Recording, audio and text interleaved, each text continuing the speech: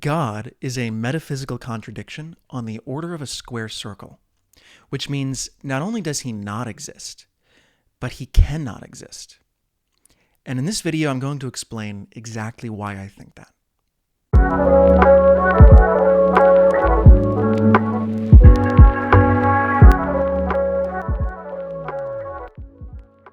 When it comes to the question of God, the common atheist position is expressed by Richard Dawkins, who says in The God Delusion, the existence of God is a scientific hypothesis like any other.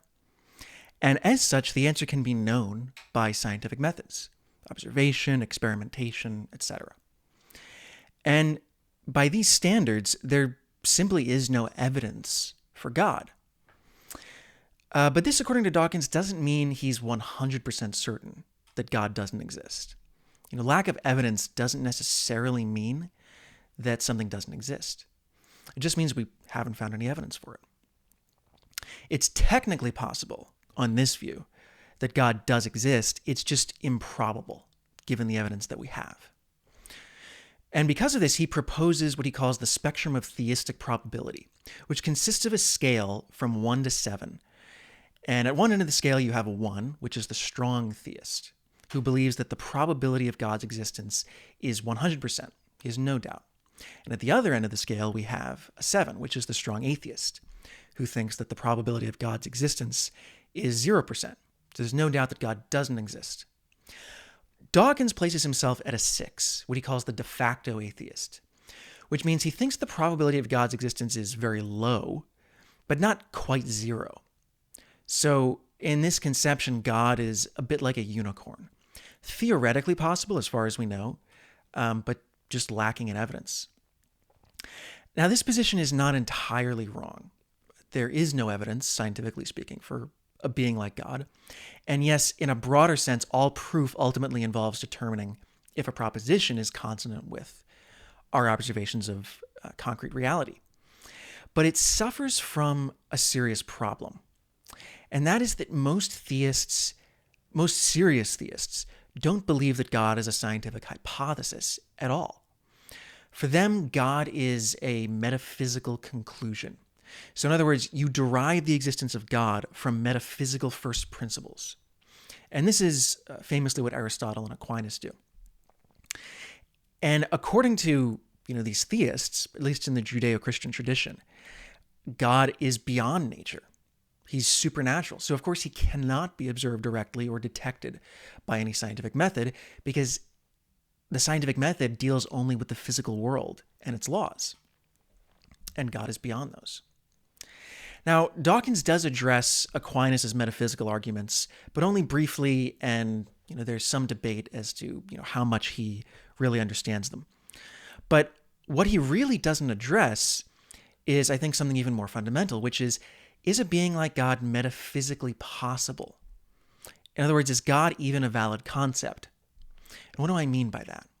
Well, if someone came up to you and said, do you believe in square circles? You would say, well, of course not. You would answer instantly, and you wouldn't have any doubt. You wouldn't have to do any scientific investigation. You wouldn't say, well, I don't have any evidence for square circles, so on the spectrum of square circular probability, I'm a 6. You know right away that square circles not only do not exist, but they can exist, because the very notion violates the law of non-contradiction. A thing cannot be and not be at the same time in the same respect. So you wouldn't have debates about square circles, the existence of square circles. You wouldn't argue this point on the basis of scientific evidence. You would just say, no, it's a contradiction. It can exist. And so, I argue, is the concept of God. Now, the contradiction inherent in the concept of God is not as obvious as the contradiction inherent in a square circle, because in a square circle, the contradiction is in the name. But it is nevertheless just as real. In order to understand why God is contradiction, we have to understand what is meant by the concept God. Different religions, different cultures, and certainly different individuals conceptualize God differently. But in Judeo-Christian culture, God is generally conceptualized as a supernatural being who is eternal, infinite, omniscient, all-powerful, and perfect in every conceivable way. Now, all of these attributes can be validly critiqued, but I'm going to focus on just two of them, specifically infinity and the supernatural. So, infinity, what does it mean to say that something is infinite? Well, it doesn't mean something extremely large. It means beyond measure or without measure. So to say that God is infinite is to say that he has no boundaries, no measurements, no limits. He isn't just immense, he's beyond limits. And here's the problem with that. To be is to be something. And to be something means to not be other things, which means that metaphysically, to exist is to be limited. To exist is to have a specific delimited nature. And to be unlimited would mean to have no nature and no identity, which would mean to not exist. So this is clearly a contradiction. An infinite being is a contradiction in terms, just like a square circle. Now, the typical theist answer to this objection comes in different forms, but it essentially boils down to this.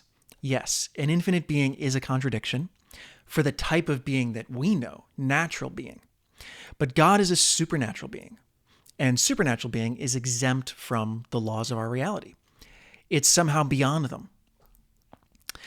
But this also suffers from serious conceptual problems. What do I mean by that? Well, all of our concepts are derived from things and point to things in reality. So take, for instance, the concept of tree. We derive that concept by looking at various objects in reality and abstracting their differentiating characteristics. That's an oversimplification, but that's essentially what we do. And so when I say the word tree, you know what I'm talking about. You've seen it, you've experienced it. It has a referent in reality. And this goes for higher level concepts as well, like goodness, which is an abstraction composed of other abstractions. Goodness doesn't point to an object like a tree, but it refers to actions or persons in relation to a moral standard. So you can give me examples, concrete examples of good people or good behavior.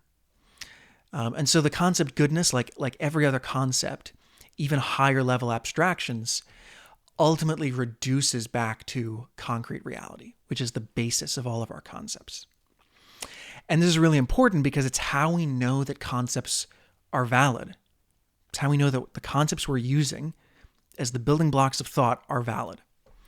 So what content, what referent does the term supernatural have? Well, by definition, it doesn't have a referent because it's beyond anything that we can experience. It's just a pure negation of what we do know. It just means something different from natural existence, a world that is somehow different from this world, beyond it, whatever you want to say. And all of the great theologians will actually say you can't describe God or the supernatural at all. You can only say what God is not. You can only look at reality and say, God is not that. But a pure negation doesn't mean anything. Imagine if I said, I believe in Grimple. And you asked, well, what's Grimple? And I said, well, it's just not like anything you know. The definition of a Grimple is that it's not like anything you know. Well, that is actually meaningless. It doesn't have a referent. And concepts have to have reference. So a pure negation is not a concept. And what this means is that if you believe you can derive the existence of God from metaphysical principles, what you're really saying is that in order for this reality to make logical sense, there must be another reality that doesn't make logical sense.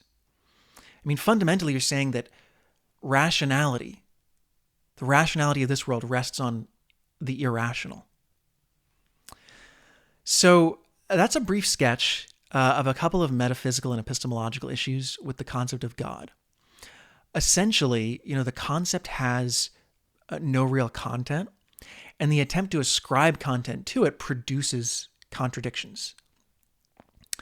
And it's very common to hear the saying, you can't prove a negative. People like to bring that up when they talk about the existence of God. But actually, you can. If you can show that the concept in question results in a contradiction or has no validity, then you've just proved that it doesn't exist, or that the concept is just empty and has no cognitive significance. And I think that is the case with God. Thanks for watching, and if you enjoyed this video, please like and subscribe and hit the bell icon so you can be notified when I publish new videos. And if you like this video, or if you disagree with what I'm saying, please leave a comment. Let me know. I'd love to hear from you.